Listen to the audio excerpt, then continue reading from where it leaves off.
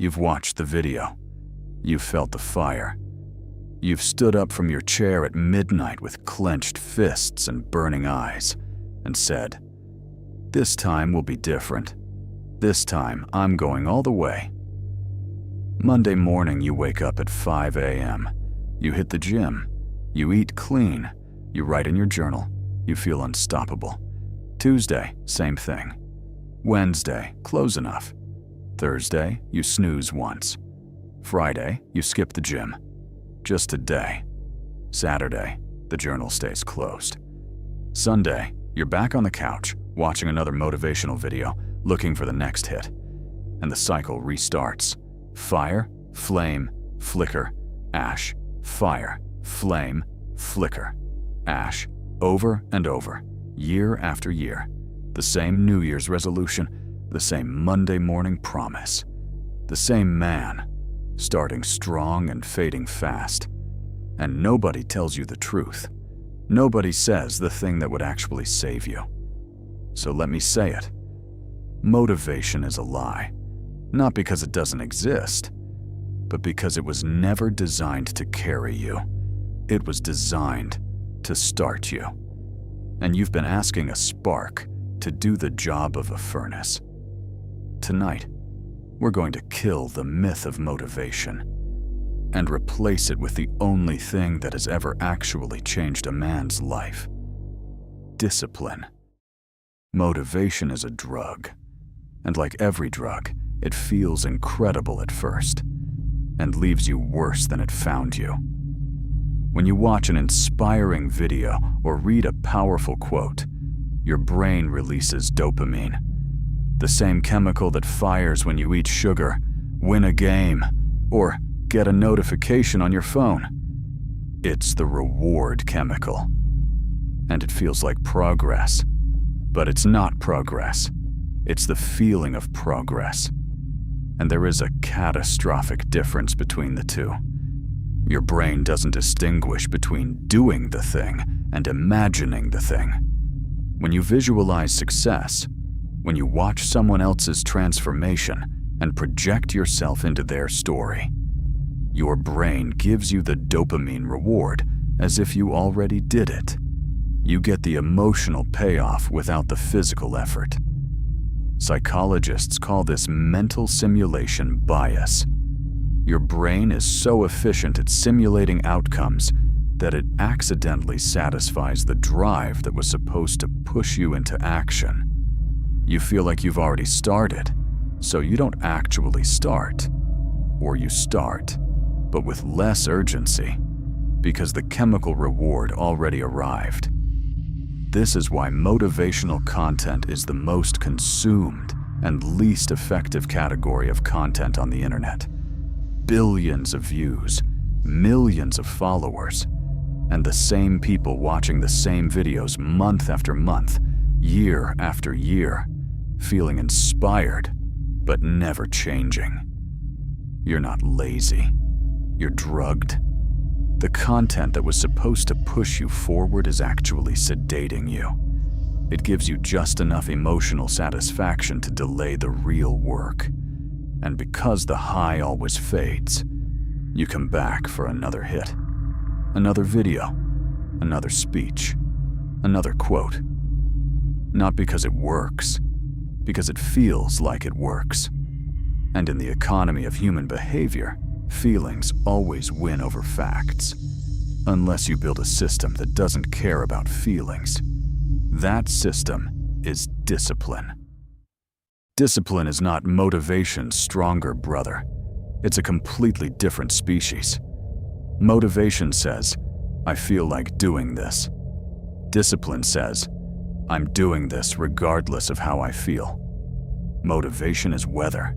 It changes by the hour. Discipline is climate.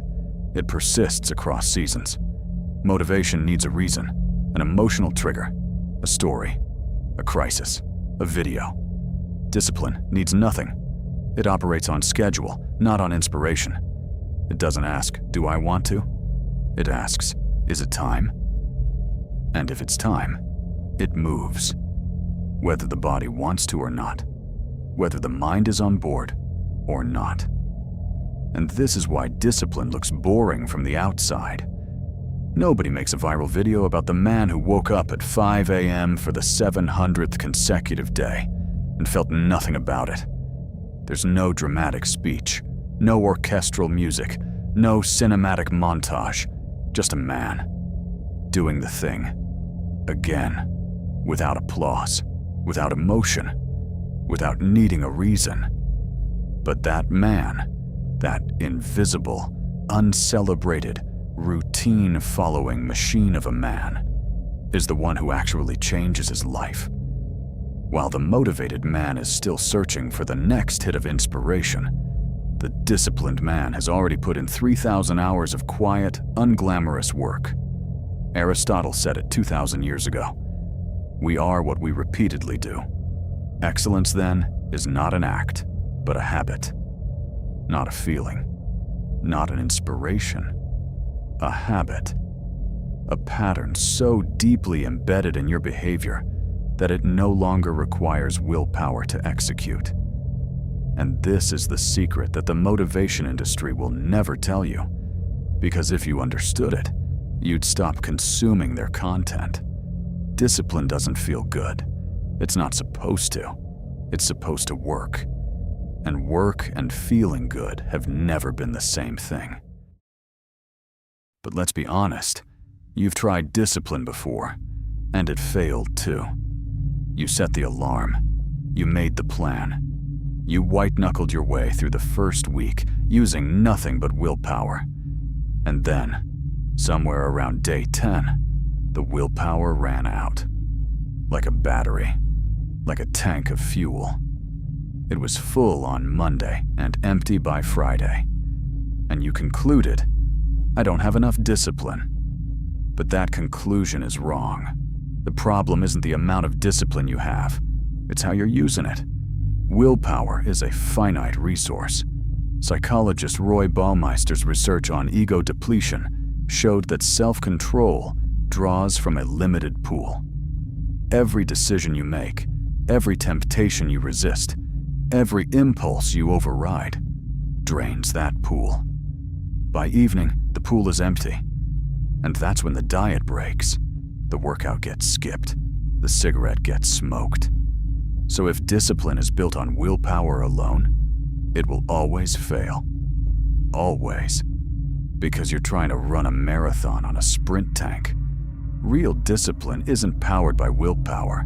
It's powered by systems, by environment design, by identity. A system means you don't decide each morning whether to go to the gym. You go because it's Tuesday. And on Tuesday, you go. The decision was made once, weeks ago, and now it executes automatically. No willpower required, no motivation needed. Just the system running its program. Environment design means you remove the decision points entirely. You don't keep junk food in the house, so there's nothing to resist. You put your gym clothes next to the bed, so the friction between waking and working out is zero. You delete the apps that steal your time, so the temptation doesn't exist. And identity is the deepest level. You don't say, I'm trying to be disciplined. You say, I am a disciplined person. The difference is tectonic. When discipline is something you do, it can be abandoned. When discipline is something you are, abandoning it means abandoning yourself. And humans will fight to the death to maintain their identity, even when they won't fight to maintain a habit. Every lasting change in human behavior follows the same pattern. It doesn't start with action. It starts with identity. The smoker who says, I'm trying to quit, is still a smoker. The smoker who says, I don't smoke, is a non-smoker. Same behavior on the surface. Completely different foundation underneath. James Clear wrote about this extensively. Every habit is a vote for the type of person you want to become. Not a single vote. Not one workout making you an athlete, but a pattern of votes. Each small action casting a ballot. And over time, those ballots accumulate into an identity that no longer needs external fuel. The man who goes to the gym when he's motivated has a hobby. The man who goes to the gym when he's tired, sick, busy, angry, sad, and empty has an identity. And that identity will carry him through the moments that motivation can't even reach. This is why the question, "How do I get motivated?" is the wrong question. The right question is, "Who am I becoming?" Because if the answer to that question is clear, the actions follow automatically. You don't need motivation to brush your teeth. You don't need inspiration to get dressed. You don't need a viral video to convince you to lock your door at night. These actions are automatic because they're attached to your identity. You are a person who brushes their teeth. It's not up for debate. Now imagine attaching that same level of automaticity to your goals. I am a person who works out, not negotiable, not weather-dependent, not emotion-driven, just who I am. And here's the paradox. The less you rely on motivation, the more motivated you become. Because momentum generates its own energy. Day 1 is hard. Day 10 is easier. Day 100 is automatic. And day 300. By day 300, skipping the habit feels harder than doing it. You've reversed the gravity. The effort is now in stopping, not starting. And that reversal is the moment discipline transcends willpower and becomes nature. Enough philosophy. Here's the operational manual. Step 1. Choose one habit, not 5. Not a complete life overhaul. 1. The mistake every man makes is trying to change everything simultaneously. That's not discipline. That's ambition without infrastructure. Pick the one habit that, if executed daily, would create the most positive change in your life. Just one. Everything else waits. Step 2. Attach it to a trigger. After I pour my morning coffee, I write for 15 minutes. The trigger, pouring coffee, is already automatic. The new habit, writing, drafts behind it like a car behind a truck on the highway. This is what behavioral scientists call habit stacking. You don't build from zero. You attach to what already exists. Step 3. Make it stupidly small. Not work out for an hour. Put on your gym shoes. That's it. The action is so small that your brain can't generate enough resistance to stop it. And once the shoes are on, you'll go. Not because you're motivated, because momentum is a real physical force. Step 4. Never miss twice. You will miss.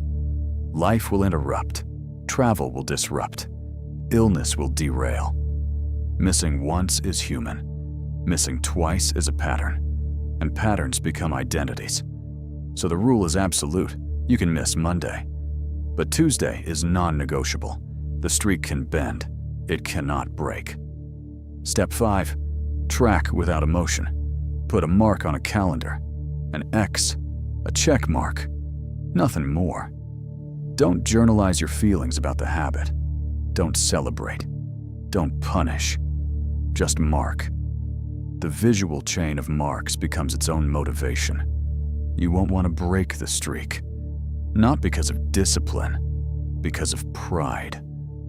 And pride, unlike motivation, doesn't fluctuate with the weather.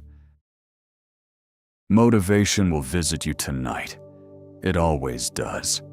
You'll feel the fire. You'll feel the urge to change everything starting tomorrow. But tomorrow, the fire will be gone. The alarm will feel heavy. The bed will feel warm. And motivation will be nowhere to be found. The question isn't whether the fire comes. It always comes. The question is, what remains when it leaves? If the answer is nothing, you'll be back here next month, watching another video, chasing another spark. But if the answer is a system, a schedule, an identity that doesn't need fire to function, then you've built something that motivation can never give you. Something permanent. Something that works in the rain, in the dark, in the silence, when nobody is watching and nobody is clapping. Stop chasing the spark, build the furnace, and let the man who needs motivation to move watch from the sidelines, while you, the man who moves regardless, quietly take everything he was too inspired to work for. This is Obscura. Clarity through darkness.